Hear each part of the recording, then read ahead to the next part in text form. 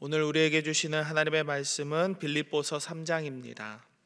오늘도 이 말씀을 통해서 하나님께서 우리 모두에게 은혜 주시기를 원합니다. 간밤에 평안하셨습니까?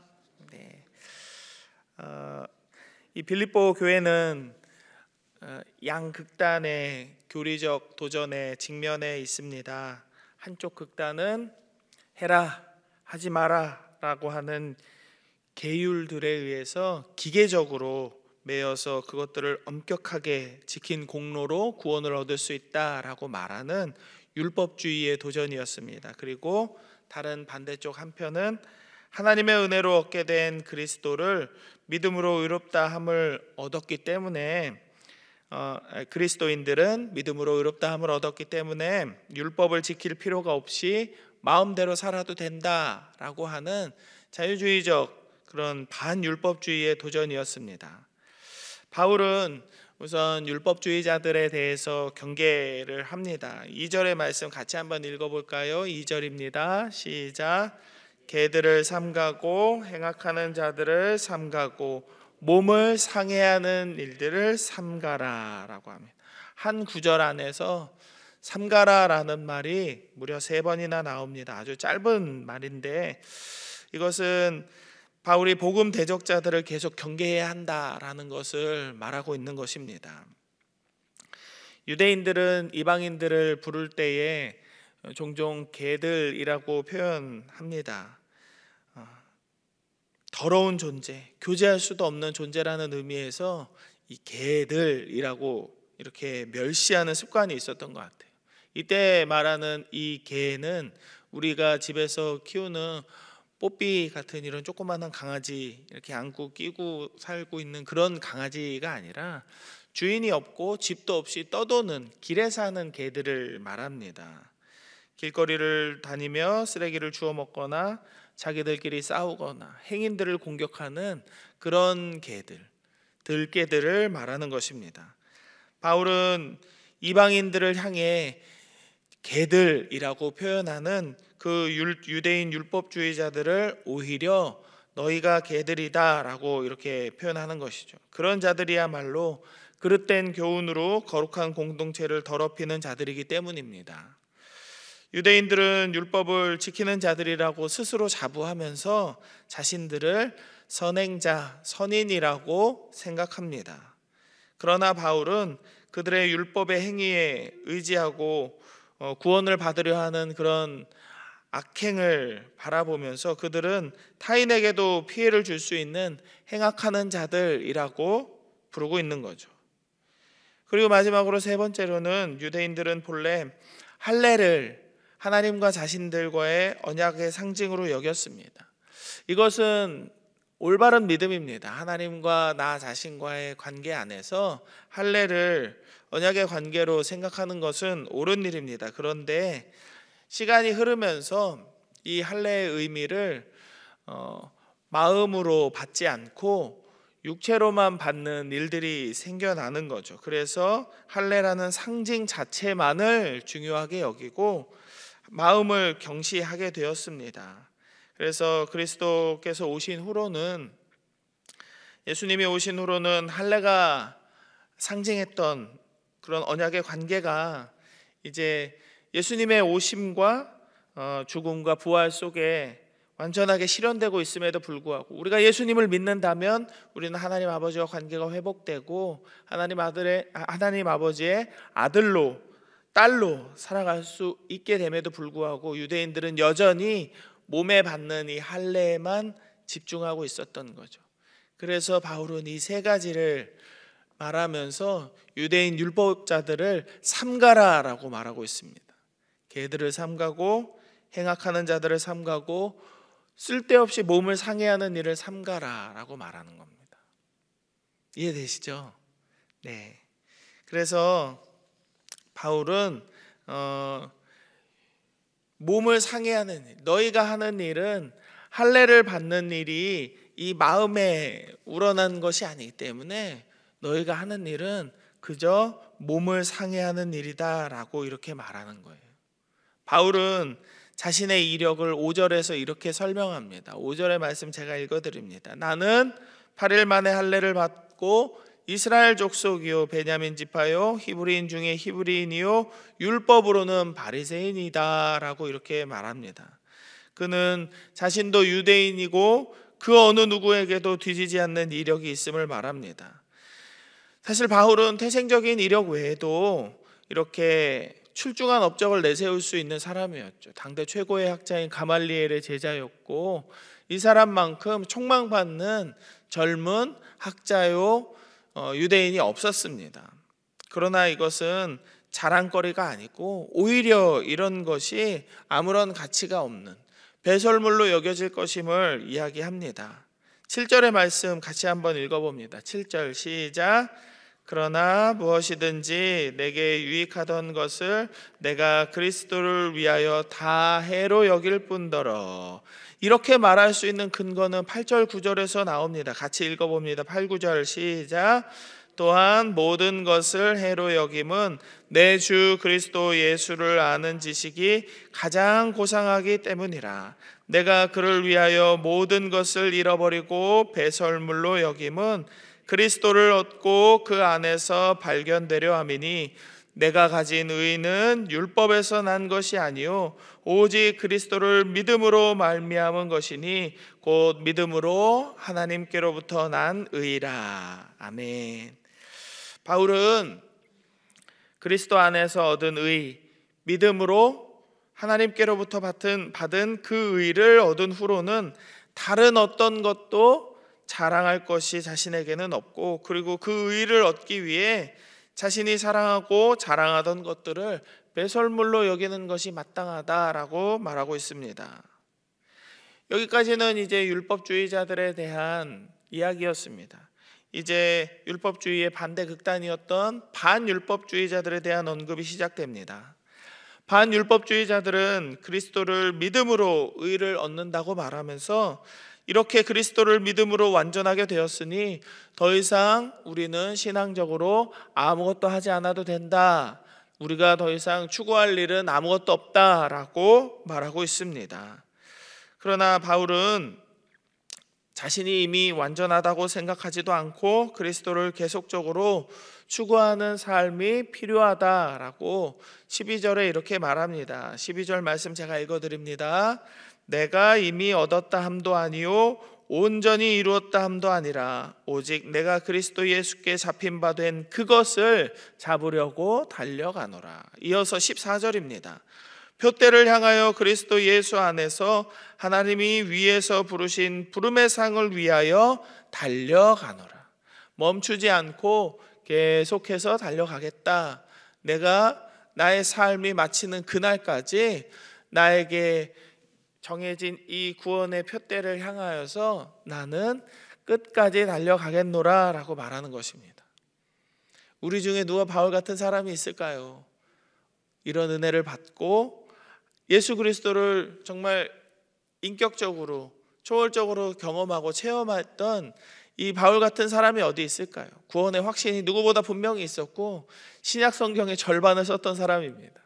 그런데 이 사람 역시 자신에게 맡겨진 사명과 구원이라는 이 표대를 향하여서 멈추지 않고 달려가겠다라고 말합니다.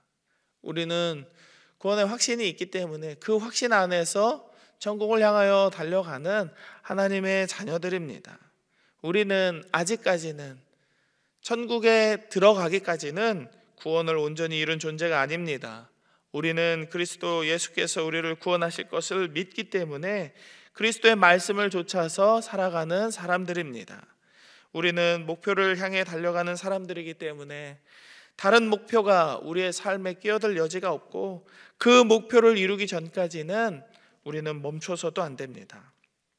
반율법주의자들에 대해서 바울은 이렇게 반대했던 것이죠. 율법적인 면으로 극단적으로 율법을 지켜야만 구원을 받는다 하는 것도 틀린 것이고, 그 반대로 우리는 믿음으로 구원받았기 때문에 아무것도 하지 않아도 돼 라고 말하는 이 반율법주의자들의 도전에도 그거 아니다 라고 경계하는 것입니다. 우리가 신앙의 삶을 살아가면서 율법주의자든 반율법주의자든 교회 안에서 혹은 우리의 삶의 자리에서 이런 사람들을 만나게 될 때 이 모두를 제대로 경계하고 파악하고 멀리하기 위해서는 당연한 이야기지만 말씀 안에서 지혜를 얻어야 합니다. 17절의 말씀 같이 한번 읽어볼까요? 17절입니다. 시작. 형제들아 너희는 함께 나를 본받으라. 그리고 너희가 우리를 본받은 것처럼 그와 같이 행하는 자들을 눈여겨보라 라고 말합니다. 나와 함께 본받으라. 바울은 이렇게 말하죠. 내가 했던 것처럼 너희들도 이렇게 해라 라고 권면합니다. 완전함은 율법으로도 반율법적인 자유함으로도 이룰 수 없는 것이기 때문에 오직 우리의 시민권은 하늘에 있음을 기억하고 천국의 날이 이르기 전까지는 믿음의 싸움을 끝까지 겸손하게 싸워 나가야 한다라는 것입니다. 사랑하는 여러분, 우리는 육신이 아닌 영혼을 추구하며 살아가는 사람들입니다. 바울은 18절의 말씀에서 육신의 욕구대로 사는 사람들을 십자가의 원수라고 표현합니다.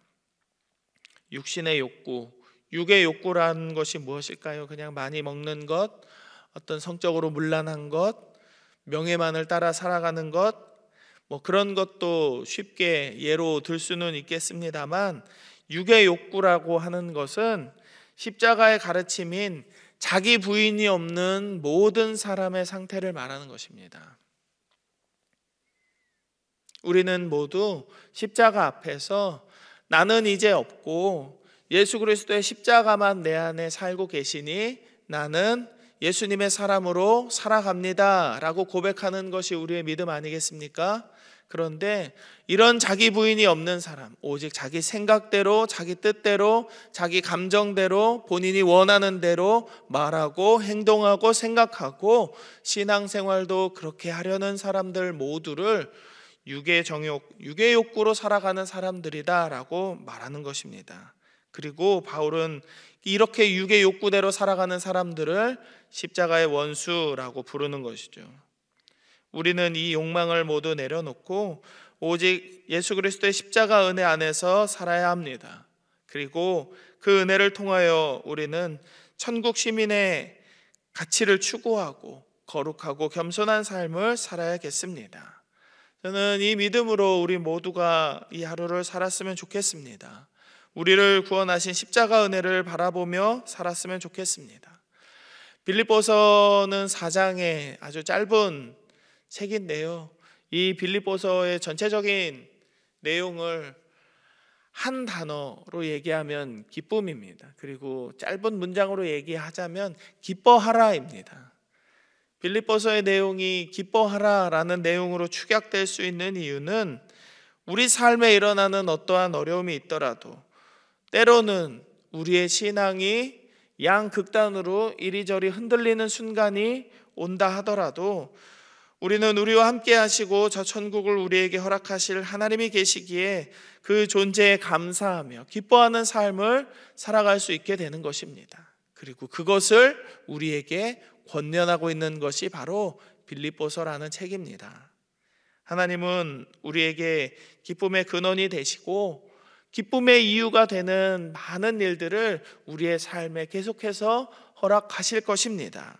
오늘도 이 믿음 안에서 기쁨과 감사가 넘치는 복된 하루의 삶을 보내기를 주님의 이름으로 축복드립니다. 함께 기도하겠습니다. 세 가지의 기도 제목을 놓고 기도하면 좋겠는데요, 먼저는 말씀을 기억하시면서 우리 삶에 주어진 십자가 구원의 은혜에 감사하며 언제나 주의 말씀 안에서 선한 것을 분별하고 주의 말씀의 진리를 따라 행하며 살아갈 수 있게 해달라고 기도하십시다. 그리고 두 번째는 제 담임 목사님의 건강을 위해서 계속 기도하면 좋겠습니다. 모든 환우들을 위해서 기도하시면 좋겠는데요, 특별히 오늘은 301구역 김영숙 성도님이 위암 수술을 받으십니다.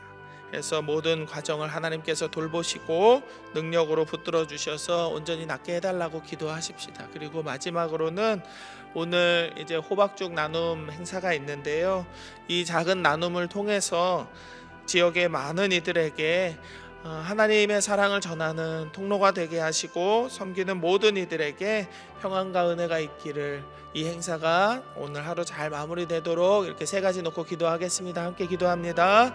하나님, 오늘 우리에게 베풀어 주신 은혜 가운데 우리가 말씀으로 새롭게 알물 얻고 하나님께서 우리를 인도하시는 예수 그리스도의 십자가 은혜를 다시 한번 깨닫게 하심에 감사를 드립니다. 주님, 우리가 우리 삶에 주어진 십자가 구원의 은혜를 감사하며 살아가게 하여 주옵소서. 우리가 율법이든 자유든 어느 한편으로 우리의 마음이 극단으로 쏠리지 않도록 아버지 우리를 붙들어 주시고, 우리는 언제나 저 천국을 바라보며 우리의 시민권이 하늘에 있음을 잊지 않고 주의 말씀 안에서 잘 분별하여 오늘을 믿음으로 잘 살 수 있도록 주여 이끌어 주옵소서. 우리의 삶이 오직 하나님 앞에 영광 돌리는 삶이요, 하나님의 은혜에 감사하는 삶이요, 하나님 앞에서 우리의 사명을 온전히 완수하고 우리의 달리기를 끝까지 마치는 귀한 믿음의 삶이 되기를 소원하오니 주여 우리를 붙들어 주시고 성령으로 충만케 하여 주옵소서. 담임 목사님의 건강을 회복시켜 주시고 모든 환우들 하나님께서 일어설 수 있도록 치유의 광선을 베풀어 주시고 치유의 은총을 허락하여 주시옵소서. 특별히 오늘 김영숙 성도님 위암 수술을 받습니다. 모든 과정을 하나님께서 돌보시고 능력으로 붙들어 주시고 온전히 낫게 하여 주옵소서. 의사들의 손길, 간호사들의 손길을 위해 하나님께서 기름 부어 주셔서 절대로 실수 없게 하시고 깨끗하게 낫고 돌아올 수 있도록 주여 붙들어 주시옵소서. 오늘 우리 교회에서 호박죽 나눔 행사가 있습니다. 이 작은 나눔을 통하여 하나님께서 이 지역의 많은 이들에게 하나님의 사랑을 전할 수 있는 통로로 삼아 주옵소서. 섬기는 모든 종들을 위해 하나님께서 평안과 은혜를 허락하시고 섬기는 가운데 우리 안에 기쁨과 감사가 넘쳐나게 하시고 우리 교회 안에 하나님께서 은혜를 부어 주옵소서. 모든 것 오직 하나님 앞에 영광 돌리며 감사하며 기뻐하는 우리들 될 수 있도록 주여 우리와 함께하여 주시옵소서. 하나님, 오늘도 말씀 안에서 이 하루를 시작할 수 있도록, 그리고 말씀을 통하여서 우리의 삶을, 우리의 신앙을 돌아볼 수 있도록 은혜 주심에 감사드립니다. 하나님, 언제나 십자가 은혜에 감사하는 우리들 되게 하시고 그 십자가 은혜를 감사하며 말씀 앞에 언제나 귀 기울일 수 있는 겸손한 우리가 되게 하여 주옵소서. 그래서 우리 교회의 머리 대신 그리스도께서 우리에게 부탁하신 모든 일들을 겸손하게 순종하는 모든 성도들 되기를 원하오니 주여 우리에게 주의 성령을 충만하게 채워 주옵소서. 기름 부어 주옵소서.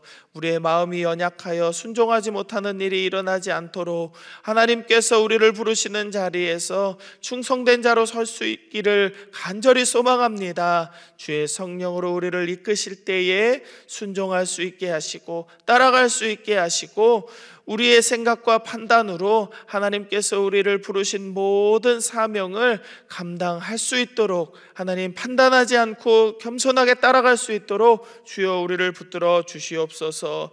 지혜를 주시고 하나님께서 언제나 좋은 마음으로, 사랑하는 마음으로 모든 사람들과 관계하며 살아갈 수 있도록 우리를 붙들어 주시옵소서. 담임 목사님의 건강을 회복시켜 주시기를 원합니다. 추워져가는 날씨 가운데 하나님께서 다른 질병이 목사님에게 찾아오지 못하도록 강건하게 붙들어 주시고 능력으로 일으켜 세워 주셔서 다시 돌아와 사역의 자리에서 온전히 그 사명을 잘 감당하실 수 있도록 하나님께서 오늘도 동행하여 주옵소서. 오늘 특별히 김영숙 성도님 위암 수술을 받습니다. 모든 과정 가운데 하나님 함께 하시고 치료의 과정 가운데에서 하나님의 은혜와 능력이 나타나게 하여 주옵소서. 하나님 건강한 몸으로 다시 이곳으로 돌아올 수 있도록 하나님 역사하시고, 무엇보다도 하나님 이 수술로 인하여서 걱정하고 염려하는 모든 가족들의 마음에 평안을 허락하시고 이 때에 함께 기도하며 하나님 앞에 돌아오는 모든 자녀들 될 수 있도록 주여 역사하여 주옵소서. 오늘 호박죽 나눔 행사가 있습니다. 이 일을 통하여서 하나님 이 지역의 많은 사람들이 하나님의 사랑을 경험하게 하시고 예수 그리스도의 십자가 은혜를 저들도 받아들이며 영접하고 구원받는 역사가 일어나게 하여 주시옵소서. 섬기는 모든 종들 위에 하나님께서 은혜를 베푸시고 평안 주시기를 원하오니 주여 처음부터 끝까지 하나님 동행하여 주옵소서. 오늘을 살아가는 모든 광양제일 성도들의 삶에 많은 기도의 제목이 있습니다. 우리의 마음의 아픔과 염려와 두려움과 모든 기도의 제목들 가운데에서 하나님 응답하여 주시는 하나님의 은혜를 경험하기를 원하오니 주여 우리의 작은 신음에도 귀 기울이시는 하나님의 사랑을 우리에게 나타내 주시옵소서. 오늘 우리 모두에게, 우리 모두의 삶에 하나님의 은혜와 평강과 하나님의 은총으로 말미암아 얻게 되는 기쁨과 감사가 있기를 간절히 소망하며 거룩하신 예수님 이름으로 기도드립니다. 아멘.